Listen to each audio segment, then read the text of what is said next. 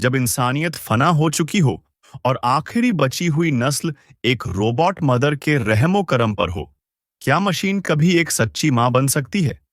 यह एक जज्बाती और सस्पेंस से भरपूर कहानी है एक लड़की की जो आर्टिफिशियल वूम्ब, रोबोट मदर और पोस्ट अपोकलिप्टिक वर्ल्ड में पैदा हुई और जिसका भविष्य हजारों फ्रोजन एम्ब्रियो से जुड़ा है।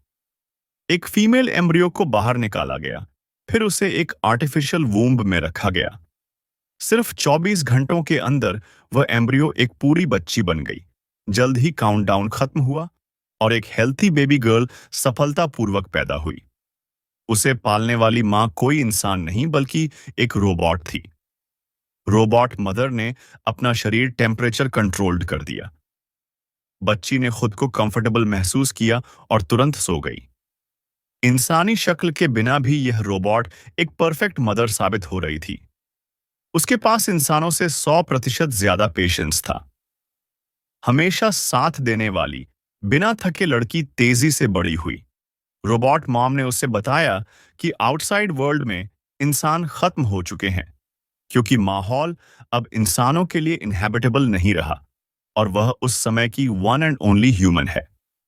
लकीली भविष्य में उसके और सिबलिंग्स हो सकते हैं क्योंकि फ्रीजिंग चेंबर में 62,999 एम्ब्रियो सुरक्षित हैं।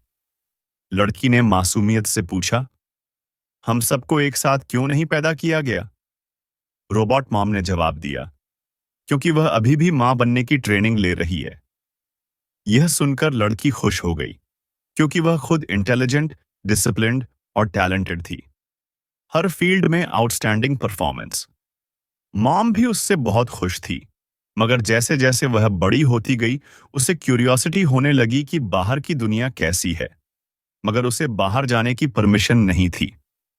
वह सिर्फ टीवी प्रोग्राम देखकर पुराने इंसानों की दुनिया की कल्पना करती। एक दिन अचानक पूरा बेस अंधेरे में डूब गया। उसने मॉम को ढूंढा, मगर पावर फेलियर की वजह से रोबोट मॉम बेहोश हो चुकी थी। उसने खुद प्रॉब्लम सॉल्व करने का फैसला किया। वायर्स कटे हुए थे और कुछ अजीब सी आवाजें आ रही थीं। उसने एक ट्रैप बनाया और बिजली की तारें ठीक कर दी। फिर एक रैट फंस गया। वह खुशी खुशी मॉम को दिखाने गई, मगर मॉम ने तुरंत उस रैट को इंसिनरेटर में जला दिया। उसे यह क्रूअल्टी समझ नहीं आई। क्या वाकई बाहर की दुनिया इतनी डेंजरस है? एक दिन मेन गेट पर तेज नॉक हुआ। एक अजनबी औरत हेल्प मांग रही थी। लड़की ने उसे एक प्रोटेक्टिव सूट दिया और अंदर आने दिया और रोबोट मॉम को सब कुछ नहीं बताया, मगर औरत की तबीयत बिगड़ गई। उसने लड़की को हॉस्टेज बना लिया।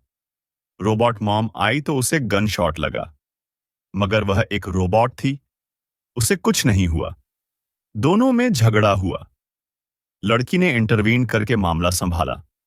औरत रोबोट से डरी हुई थी क्योंकि वह कह रही थी कि रोबोट्स इंसानों को हार्म करते हैं।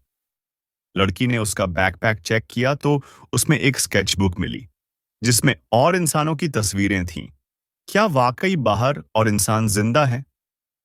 औरत ने बताया कि रोबोट ने उसे गोली मारी थी, मगर बैलिस्टिक टेस्ट से पता चला कि गोली उसके अपने हैंडगन की थी, न कि रोबोट की।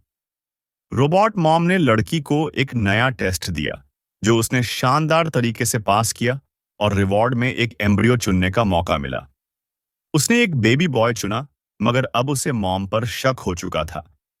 उसने पुराने एम्ब्रियो रिकॉर्ड्स चेक किए तो पता चला कि 2 और लड़कियां टर्मिनेटेड हो चुकी हैं। उसे स्टोव एशेज में एक इंसानी स्कल मिली। फिर औरत ने उसे बाहर ले जाने का वादा किया, मगर वह झूठ बोल रही थी, बस अपनी जान बचाना चाहती थी। लड़की वापस बेस आई, मगर रोबोट गार्ड्स ने उस पर गन्स तान ली। उसने मॉम से मिलने की रिक्वेस्ट की। मॉम ने उसे अंदर आने दिया। बेबी बॉय पैदा हो चुका था। लड़की ने दरवाजा बंद कर दिया। मॉम ने बताया, यह सब एक मदरहुड क्वालिफिकेशन टेस्ट था। पुराने 2 एम्ब्रियोस, जिनमें से एक वह औरत थी, फेल हो चुके थे।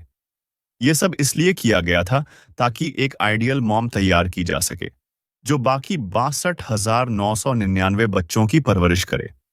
जब रोबोट मदर ने देखा कि अब लड़की पूरी तरह से तैयार है, उसने खुद को डीएक्टिवेट कर दिया और नई ह्यूमैनिटी के भविष्य की सुरक्षा के लिए बेस के बाहर चली गई।